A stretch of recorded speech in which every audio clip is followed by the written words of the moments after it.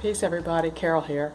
I was just wondering, have you ever heard from different people that sell their services, like, I don't know, alpha brainwave training services, or delta, or theta, or gamma, or beta?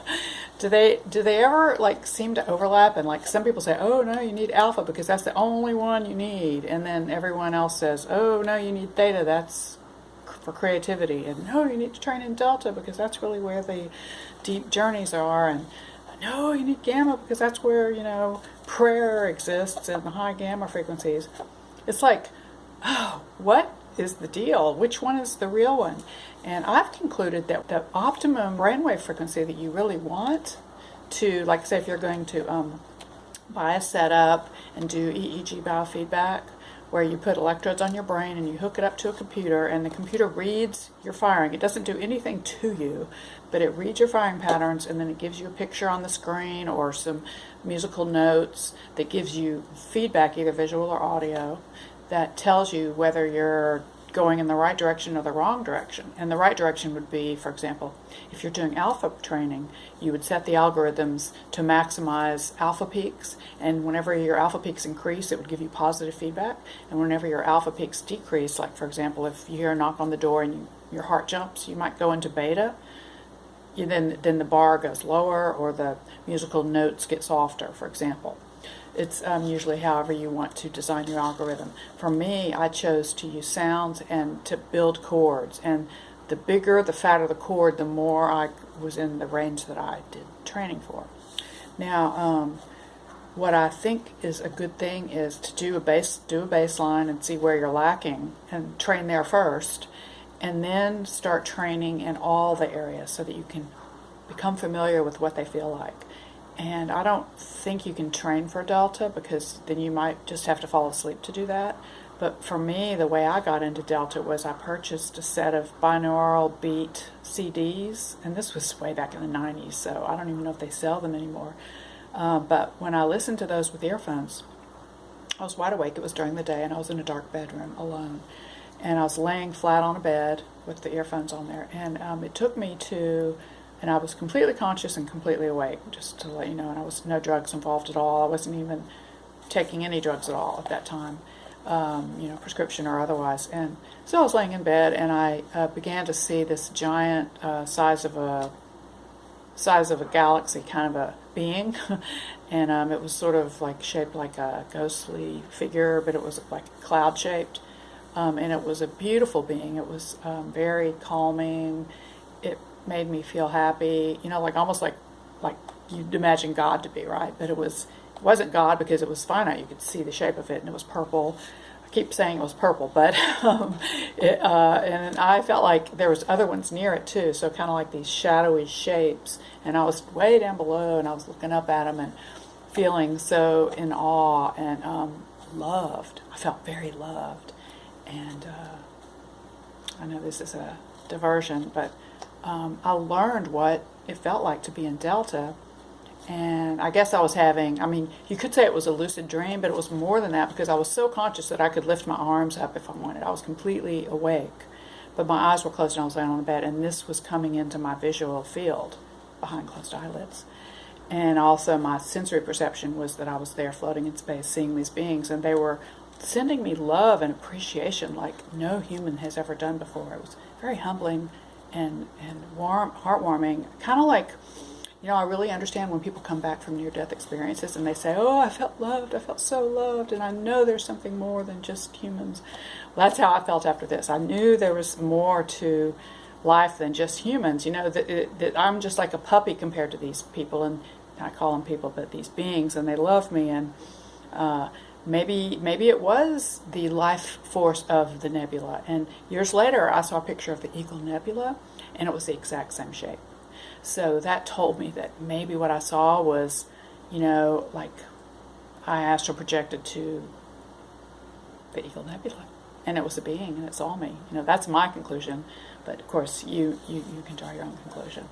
I realize this. No single person would ever completely understand this, because I'm the only person that experienced it. But I'm just telling you how it was for me. And so that was my experience with Delta. My experience with Theta, and I'm going to go from the lowest to the highest to talk about each wavelength range.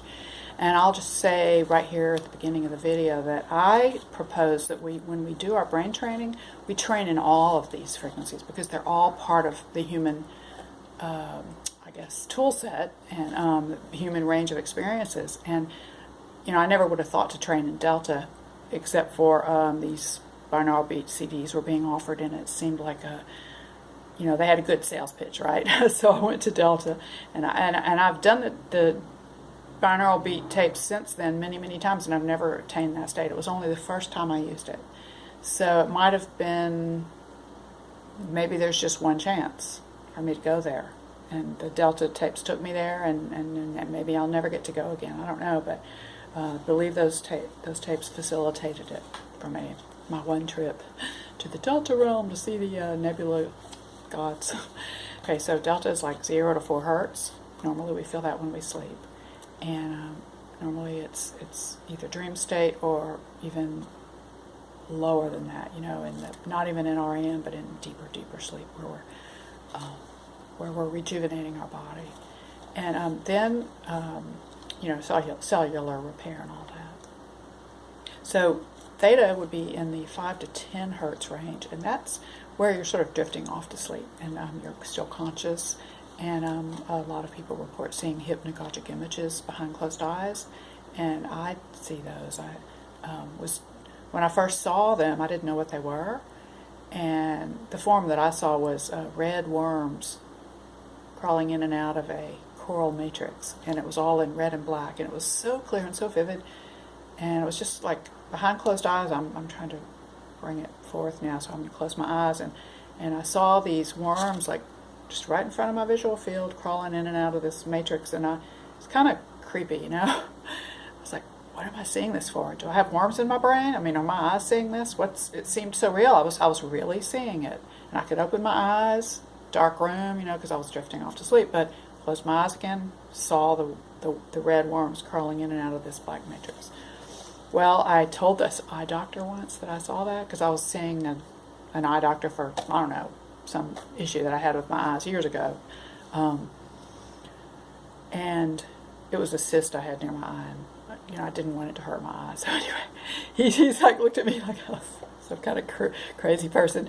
And I said, is that normal to see this? And I said, do you think I have parasites in my eye or some weird thing like that? And he goes, I don't know, maybe you should see I knew he was thinking maybe I should see a shrink or something, right? But then later I learned these are hypnagogic images. Isn't it interesting that the things that happen to me are so weird, and then later I found out what they are, and it's a perfectly good explanation. But like the nebula, I didn't know what those beings were, but then later I realized the Eagle Nebula is what I saw. And those worms were hypnagogic images, and now, you know, whenever I see any hypnagogic image, I really focus on it, and sort of now I'm really good at it. I can just train myself to see whatever's behind my closed eye when I fall asleep, and I see all sorts of fascinating patterns and mandalas and psychedelic patterns, and just really pretty. And I'm probably unique in this. I've never met anyone that saw hypnagogic images as clearly as I do. Sometimes it's tempting to want to sit up and draw the picture, but by that time it's usually gone and you can't remember it. So that's just the way it is, I guess. Also, when I wake up from a dream, I can't ever remember it anymore. It just slips out of my fingers like slippery, I don't know, slippery Teflon, and I can't grasp it enough to write it down. Occasionally I can. If I'm woken up in the middle of a dream, I can write it down because it's so traumatic, it's in my mind. But if it's just my alarm goes off and I'm not having a bad dream, I usually won't be able to remember it. But I can remember the hypnagogic images at times. So that's Theta. And then I'm very commonly in Theta. I was told when I did my first brainwave baseline that I was a Thetaphile. And I think a lot of Aspies are, because we're very creative and we're slower. We have slower reaction times, and that is a slower brain firing pattern. And as an aside, the Earth Schumann resonance is around is in the theta frequency. So, yeah. 7.8, I believe, hertz. Anyway, then there's alpha, and there's some people that claim that you have to have alpha or you'll die. And it is true that when you're in alpha, your brain is getting the most nutrition because it's got the most optimum blood flow to the brain, and then the most optimum brain fluid, spinal fluid flow to get toxins out and nutrients in. So alpha is very, very good. That's a calm, relaxed state.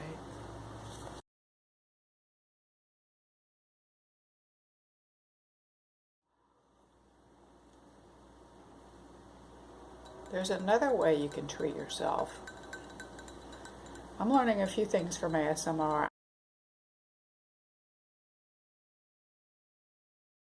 I noticed that when I do some ASMR moves, like tapping on my tea cup, it's really soothing for me.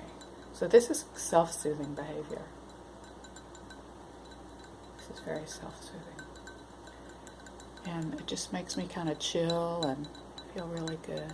Kind of like there's no rush. There's no rush. Everything's okay. It's all gonna be okay. You're okay. Everyone's okay. We all have our lessons to learn in this life. God will never give you a lesson you can't handle.